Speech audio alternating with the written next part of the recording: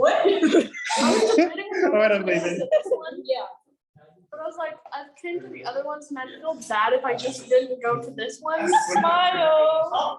And then the wavy. Oh, it's the smile. Here's my studio and here's my faculty assistant. Oh, why is it the thumbs up? Is that a thing? Okay. Are you guys ready? Okay. Sure. So, does anyone know what Ashrae stands for? I know what actually But seriously, does anyone have any clue?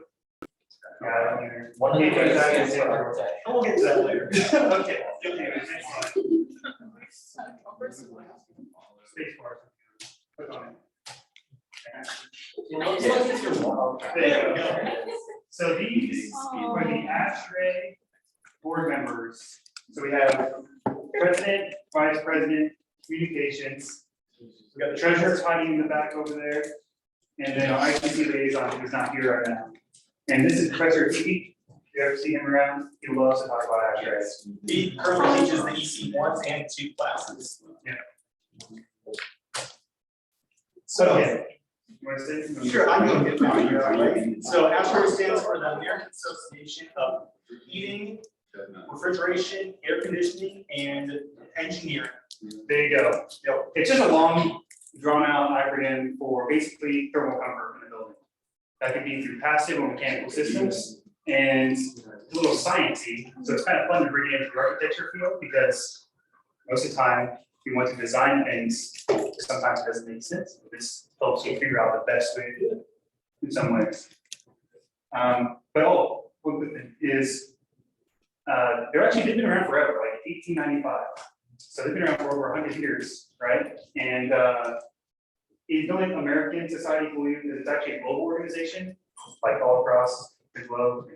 They collaborate with a lot of different organizations. And because it's engineers, they are really effective at getting like codes and things like that approved. So if you really want to see like changes over time, Ashrae is actually a pretty good organization to look at because they've been around for so long, and engineers are pretty particular in how they get things done.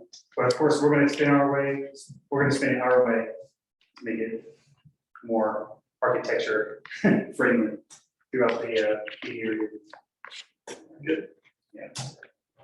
Okay, so this is Jenny's diagram of passive systems. This is just the most basic form of what a passive system could look like. So taking advantage of the sun for heating and thermal mass absorbs it. This is probably the first thing you learn in Professor Kiki's class, and it only builds up from here to things like green roofs and whatnot. So yeah, we're gonna hit a little bit more on this in a minute too. And then this is an idea for mechanical systems. Does anyone know what this is? It's just an HVAC system. It looks so crazy, complicated. This is like some fun at all, but it's literally just an HVAC system. Yeah, if anyone has any questions about these, I'll work on these a little bit. It's kind of fun. So come to me up. And like to explain you like the way that it was explained to me how HVAC system is supposed to work in architecture is you implement all of these passive systems first, as far as you can based on the climate and whatever budget, I guess, if you have to include budget in your design. But you go as far as you can with passive systems. So these ones either don't have to be used, because that's the best part is not using it if you can, but that never happens hardly because we're kind of spoiled here. Yeah, we like being cool in the summer. So then these work as efficiently as possible. Anyways, next. Good. So can anyone tell me what between passive and mechanical what kind of system this is? Any idea? This is supposed to be kind of funny. Is this Photoshopped? 100% Photoshop. I didn't Photoshop it, but is there something weird about this picture? I don't know. Oh yeah, this compressor on the outside of the HVAC system is huge. So that's actually a problem. People putting bigger sized HVAC systems on the buildings. It's actually runs into a lot of problems. But anyways, yes, this one's mechanical. Let's just figure it out. Okay, what do you think this one is? Passive. That's 100% passive. So this one is a green roof. Green roof's a great insulator. Good for keeping it warm. Good for keeping it cool. It's nothing's better than the earth and its thermal comfort becomes your thermal comfort in a way. And if this isn't in here, you would have no idea. As I told you, this is actually ventilation. Also on the top, and this little thing is called the fireplace or something. But excellent. This one is kind of fun. I like systems like this, so we do this. Passive. It's like a 50-50 actually. It's kind of like it's passive, but you have to move it. So it's kind of like these things are actually on tracks, so they slide shut. That is such a simple thing that you never like. You see blinds, I guess, but this is kind of architecturally cool, right? So there's ways to make your Ashrae systems actually look pretty cool. So of course that tree, he doesn't want that tree coming out of concrete. Oh, this is interesting. What do you think about this one? Mechanical. Yeah, mechanical, right? This is one of the things I never thought about before I got an Ashrae is these mechanical systems are great for something that travels. Because a lot of those passive systems imply a lot with the site where you're located. So that's great for something that moves. You don't have to worry about integrating anything weird into the site. Because it's right there, it's hooked up to the back. And it's big no comment to pull that thing out with that. So I don't remember what the next one. Oh, there's one more. Oh, yeah.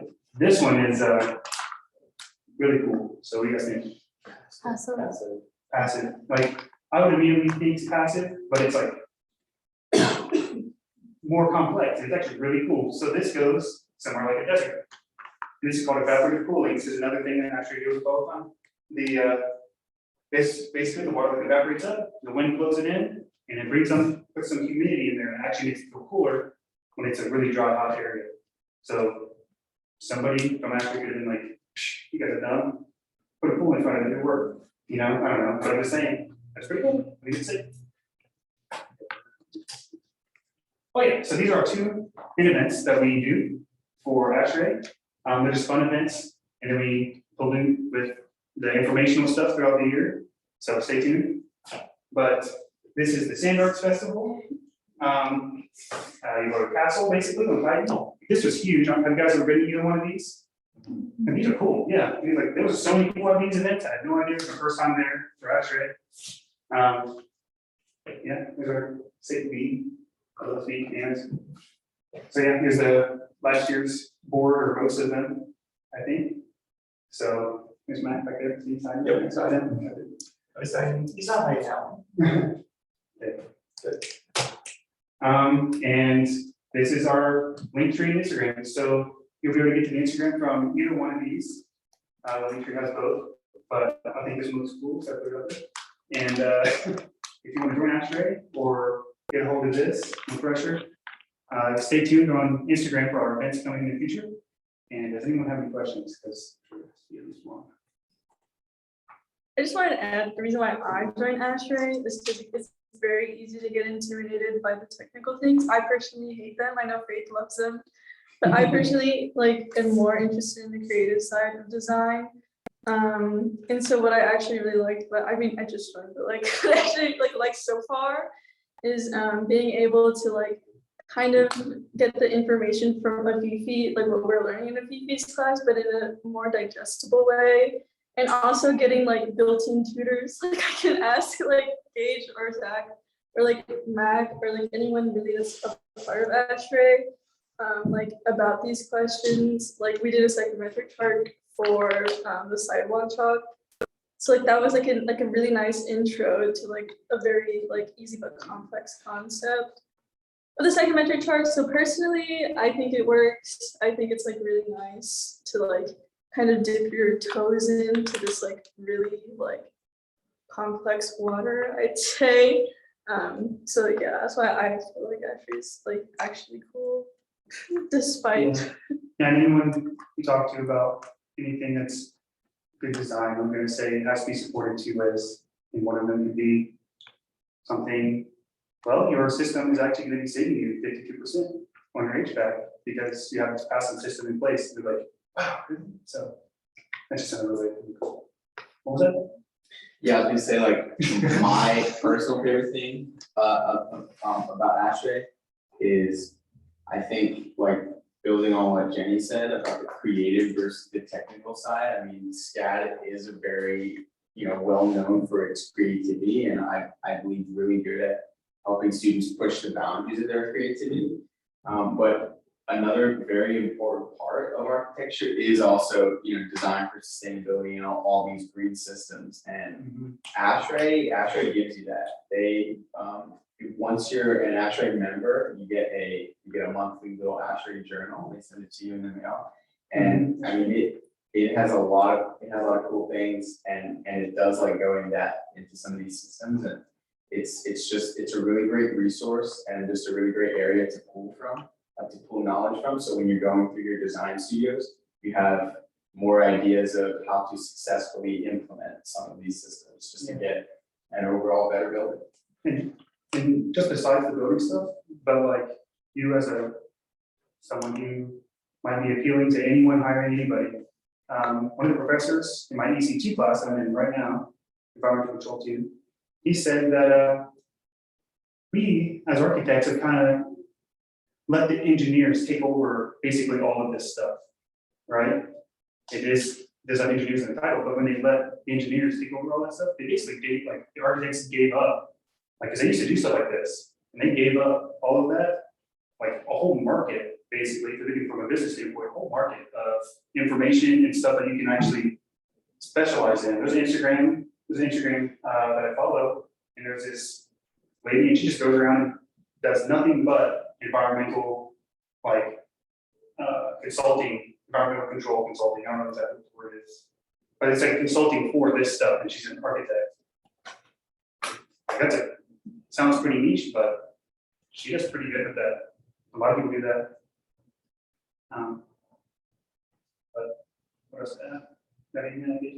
No, not really. I mean, we may have some future workshops that will go and dive a little more Oh, yeah. into this kind of information, and some seminars, hopefully sometime within this coming year. Oh yeah, we'll get into some workshops. We've been thinking about some climate consulting. Has anyone used that? Well, Climate consulting school. But anyways, yeah, that's basically, you just type in your site and it'll include all the information you need about the climate, anything. So when you go over something like that, it's here on the SCAD computers, but it's kind of confusing, honestly. It's a little, yeah, getting like down, you can download it to your own computer. I had no idea the first 3 years I was in. You could do that. It definitely helps with the graphics and everything for your projects. Makes it a lot easier to follow. What else? yes, we as future designers and architects have a unique opportunity and responsibility to shape the built environment. And Oh, I know. this is all, I mean, this is all very relevant, relevant information. Okay, actually, I have one more thing to add. You guys heard of, like, us burning a hole in the ozone layer, right? You guys remember that? So one of the things that came from that, or one of the reasons why, is because of the refrigerant that was put like in HVAC systems, and they had to make it obsolete because it was so bad, right? Well, Ashrae is one of the organizations that like spearheaded the change for that, and that stuff is changing quick. Like pretty soon, before you know it, we're gonna have AC units running on natural gas, which is totally different. It was never like that before. It was like some really toxic refrigerant that burns a hole straight through the ozone layer. So they changed that. That's all going to be part of the code soon. I don't know how soon, but pretty soon. So just saying, they make changes, and that's towards sustainability. But it's kind of all the technical stuff that nobody wants to talk about. You know? What are some of the benefits of joining Ashrae on a national level? Oh, yeah. I mean, we're like a SCAD like chapter, but the Ashrae Nationals, like, man, they like get together and they talk about all this stuff, like the cutting edge, everything from before it's even, like I was just saying, the butane using that natural gas for AC, and it's like no one would ever know what's going on unless they're literally in the know for the system. And there's a lot of passive systems that come out all the time that you only see like an article in the deep web, no one's talking about it, but Ashrae talks about it during their conventions and stuff all the time, all day long, that's all they do, so. And Zach, that's actually one other thing is us trying to get to the Atlanta conference this coming spring, winter quarter, because that's one of the big events that we're trying to get to in Atlanta. Yeah, see how that goes. And then they also do, like, if you're in Ashrae, you'll get like a newsletter and they'll do like table talks with students. I saw that on one of the hyperlinks, which is where like you'll kind of get into like professionals will like talk to students and kind of ask for concerns they might be picking up on. And they kind of try and give solutions as to like what they're working on in legislation now. So for instance, like changing the R2 or whatever that was, like they'll bring this up and they'll be like, okay, well, this is like what we're working on in the moment. So you're kind of like be a step ahead in knowledge, which I think personally is really valuable because like how can we be designing buildings without like understanding what's going inside of our buildings? Like not only is it people, not only is it like furniture and like equipment for like a hospital, it's also a main fact that like is reoccurring in almost every structure is like HVAC, AC, like these mechanical systems that we don't see that are sometimes hidden. So I think that's like, that'll help you understand your design so you're not doing all these really crazy curves, which I really like, but aren't able to hold like a mechanical system very well. I got critiqued on that once, so just saying. Yeah, I don't know if I have anything else. There's also actually a huge cost benefit to becoming a member at the national level. So the like that conference they were just talking about, they also do like a virtual attendance way that you can like just tune in over the weekend and also see the workshops without having to find a way to Atlanta, or they do another one in Las Vegas, depending on the time of year. It's like $375 a person for registration for like the cheapest registration, but not if you're a student member. It's like $25. Yeah, so that's A lot of information that that's you're getting. definitely a steal, and you get that like access to that price point by being a student member, which I think is also $25.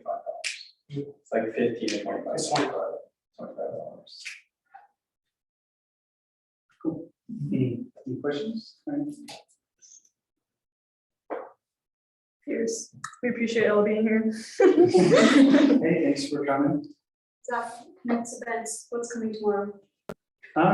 Game night. Yeah, let's go ahead.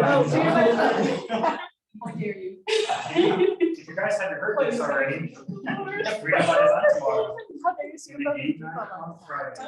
Oh. So you guys have heard that? I think tomorrow is 6 Friday. times by now. Is this group of figures every time? Thank you for showing up. Perfect 10 minutes. I like it. Hope to see you all tomorrow, same time, same place. Only thing that changes is Friday, 5:30, sketch. Woo. It's awesome. Which side of it? South Beach? Here? SCAD. No, SCAD. Oh.